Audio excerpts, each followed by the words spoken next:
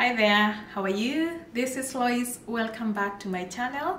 If this is your first time, please subscribe and you're welcome here. For my usual fans, thank you so much for your support.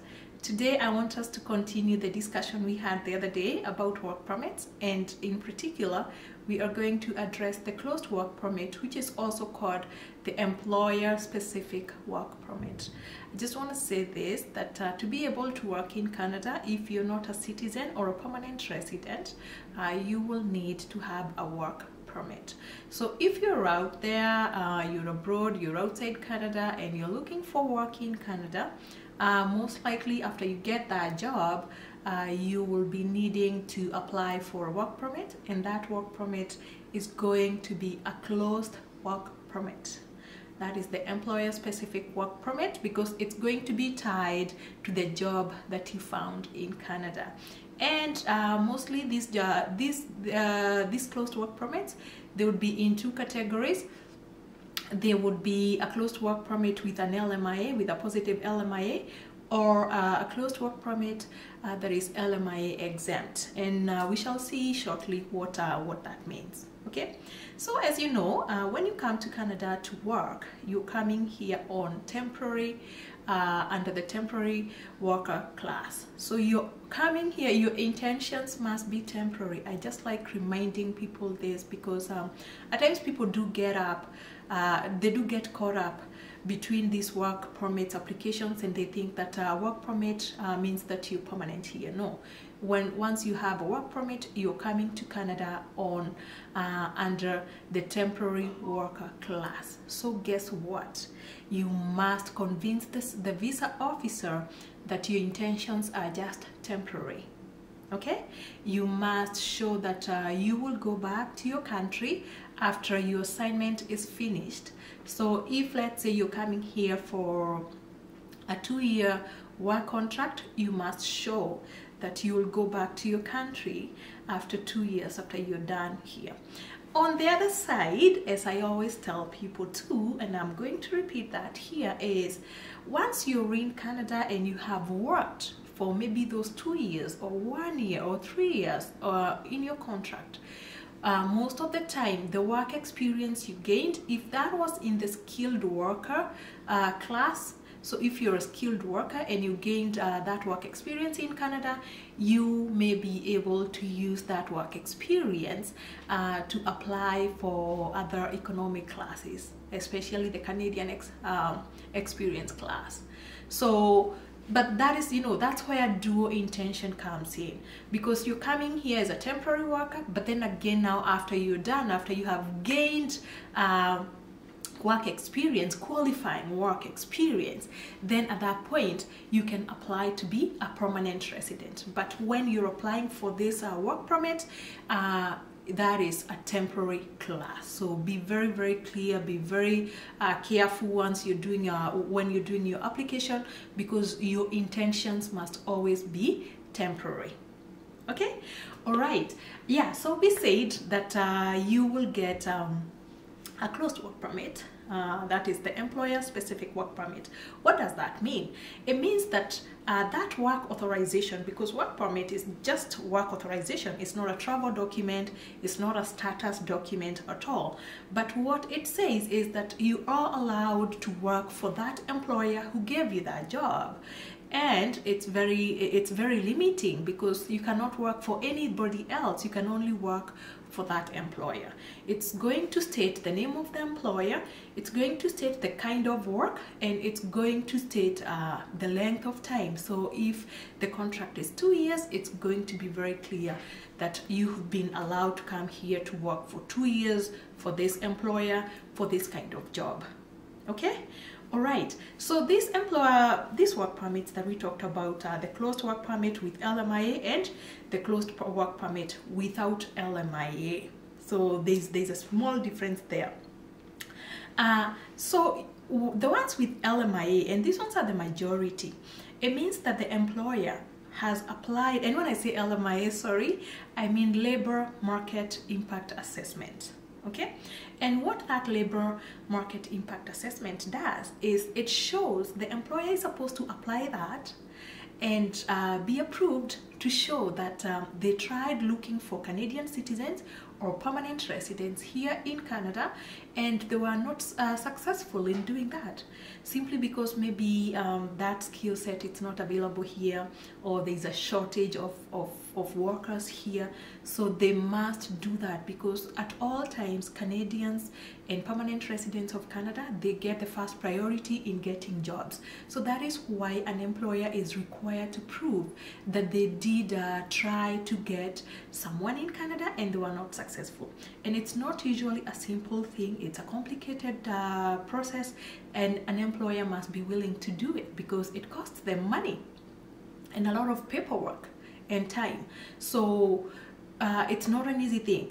So if someone wants to come here as a visitor, just know that a visitor cannot work in Canada, because again, you don't have that work authorization. But you can look for work, and now once you look for work, you will need a work permit.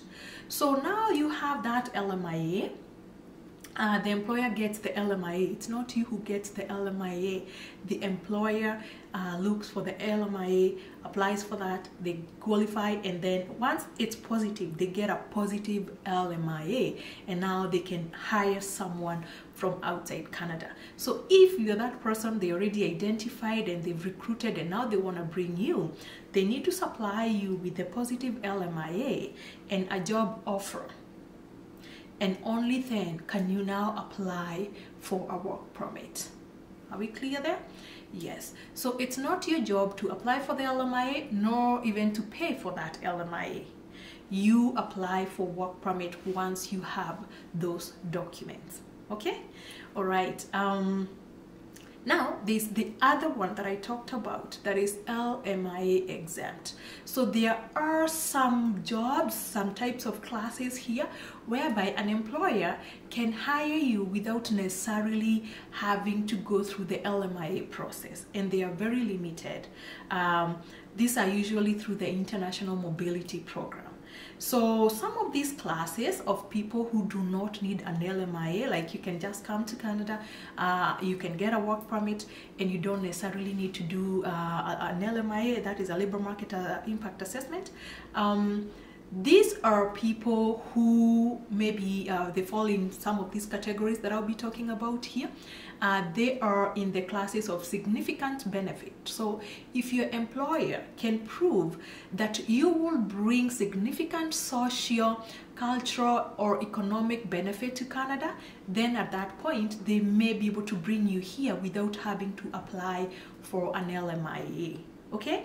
And this may be people like performing artists. There's a lot of them, but I'm just gonna give a few examples there. So people like performing artists or creative artists, you know, self-employed engineers, those are people who can come through the significant benefit class that is LMIA exempt. You still need a work permit, but it is LMIA exempt. Okay, the other class is called the reciprocal employment, and this is where Canada has made special arrangements with other countries for exchange programs, like exchange agreements, so that way they can bring their people, and you know, you can take they can bring their people, and those countries can bring people here, and Canada can take people there. So this would be people like professional athletes, you know, whereby maybe a Canadian team is playing, or maybe even students in exchange programs. Okay, the other people who can do that is whereby you know, where there are international trade agreements like NAFTA. So you know, NAFTA is between Canada, US, and Mexico. People from these countries can come here, they can get a work permit and work without necessarily having to do an LMI. So you will need to know whether your country has these trade agreements. Unfortunately, we don't have these trade agreements. I mean, Canada doesn't have these trade agreements with a lot of African countries. It's just what it is, right? Yeah. The other one, the last one that I want to talk about, is called intra-company transferees. So that is where maybe, you know, your company has a branch here in Canada, and you know, you are sought after, you have skill sets that are needed here in Canada, to come maybe change, you know, you have that special skill set. Canada can bring you, that your employer can bring you here under that intra-company transferee. These are not as easy as they sound. I just like telling people that, because then you have that the right expectation. They are not just as simple as they sound. You have to qualify. Okay, yeah, and these ones are not exhaustive. Those are just a few examples. These are not exhaustive. Please do your due diligence, do a lot of research into this and see where you fit in. If you want us to take you through the process, please send us an email and book a consultation, and we shall work with you. Okay, all right. I just want to say one thing is that once you come here on an employer specific work permit, you cannot change that into an open work permit. No, it remains a closed work permit. However, if maybe your employer is abusing you, or you're going through abuse and anything, you're vulnerable, you can always apply for an open work permit through a class that was established, was it last year or the other year, that helps transition people who are undergoing abuse into an open work permit. But there's no direct way that you can say, you know what, I came here on a closed work permit and now I want to transition that and change it into an open work permit. Maybe the other way that you can do that is when you're here, you can marry a Canadian, and now you can apply for an open work permit through the sponsorship program. Okay, all right, yeah, so that is all that I wanted to talk about this closed work permit. It's a broad subject, but I've been getting a lot of questions about closed work permits, and I just wanted to put, you know, to put some information out there about what a closed work permit is, so that when someone is telling you that they are bringing you here on a visitor visa and they're giving you a work permit, know that before you get a work permit, you need a job. Okay, you will need a job before you get that employer specific work permit. If that is not the case, then now refer to the open work permit, because the open work permit allows you to work for anybody, but a closed work permit means that you're working for a specific employer. So if it's a closed work permit, then you will need to have a job to have that kind of work permit. Okay, all right, thank you so much. Thank you for joining me. If you like this video, please share it out there, and if you haven't subscribed, subscribe, and I'll see you at my next video. Thank you. Bye.